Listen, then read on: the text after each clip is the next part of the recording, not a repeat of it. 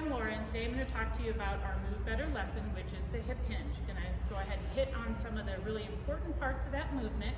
We do have the downloadable PDF that goes through all of the details on how to perform this movement, but I'm just going to hit some of the highlights here. This is Jacqueline, and she's been nice and volunteered to help us demonstrate some of the movements.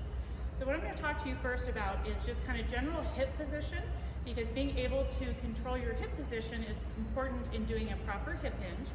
So Jacqueline's going to turn to the side for us, and we're just going to take a look at what Jacqueline's normal posture is. So you're going to stand up nice and straight and tall. And with a normal straight posture here, we do still see that Jacqueline has a nice kind of curve here in her back. So this is what her neutral back position looks like. Her shoulders are up nice and tall, shoulder blades are squeezed back, head and neck are nice and tall, and this is her neutral back position. And when we're going to look at the hip position, we can move our hip into different positions, and this will be her neutral hip position.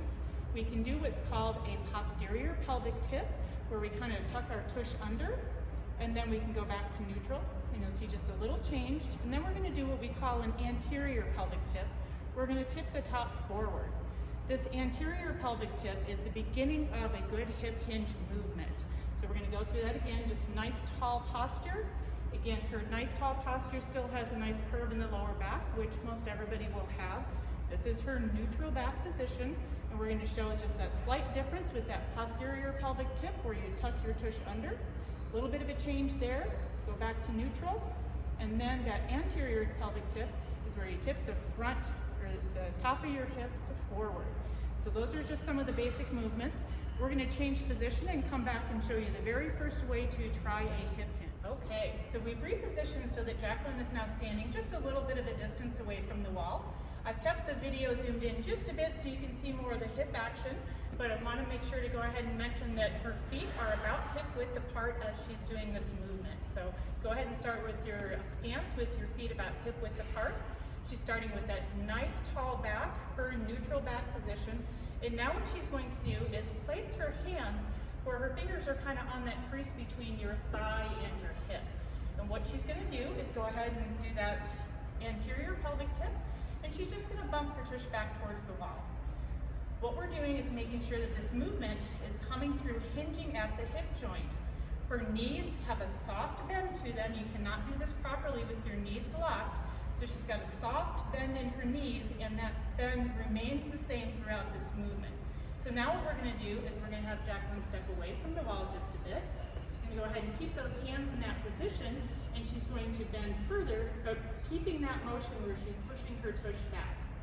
So again, her knees are softly bent, but that bend is not changing as she does this hip hinge movement.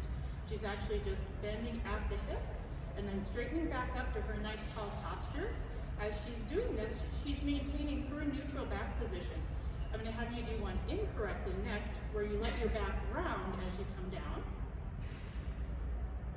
And go ahead and do another one where you kind of, this is what we're trying to avoid. If we go back to that nice neutral back, her back stays nice and flat, or close to flat as she does the movement. We don't do something where, again, do one incorrectly, where we're letting that upper body collapse. We go ahead and keep those shoulder blades tucked back. So go ahead and just stand up nice and tall. What we're going to do now is show the next step once you have mastered doing that hip hinge against the wall and just a standard hip hinge with no weight. The next step is adding weight to the movement. So we're going to reposition a little bit, come back and show you what this looks like with using some dumbbells to do the movement. So now we've backed up the camera just a little bit so you can see more the full positioning. Again, Jacqueline has her feet about hip width apart. Her toes are facing basically forward. And we're going to go ahead and have her do this, what we actually call a Romanian deadlift. It's a hip hinge with some added weight. So she's going to, again, start that movement by that little bit of that anterior pelvic tip. She's going to keep that soft bend in her knees, and she's just going to run those dumbbells right down the front of her legs and come back up to her nice straight posture. She will repeat that movement, and she's only going as low as she needs to go to feel a nice little tug or a stretch in the back of the hamstrings. And then she's pulling it back up to straight. So this would be the next step when you do the hip hinge movement, would be adding weight, something along this line with dumbbells, doing what we call a Romanian deadlift. To ensure that she's maintaining that straight back position or neutral back position, we have picked a spot on the floor about 10 to 12 feet out in front of her that she's looking at while she does that movement. good, thank you. All right, we'll let her have a break now, but that is kind of the main points that we want to discuss when we're doing a hip hinge movement. This is one of the really primary movement patterns, and it's great for us to keep that hip mobility in good shape. One of the things that you can do if you want some feedback on your personal hip hinge is go ahead and take a short video of you trying this movement. Use the message feature in the app and send that video to your trainer. We can take a look and we can offer you some pointers. Thank you, and we'll talk to you tomorrow.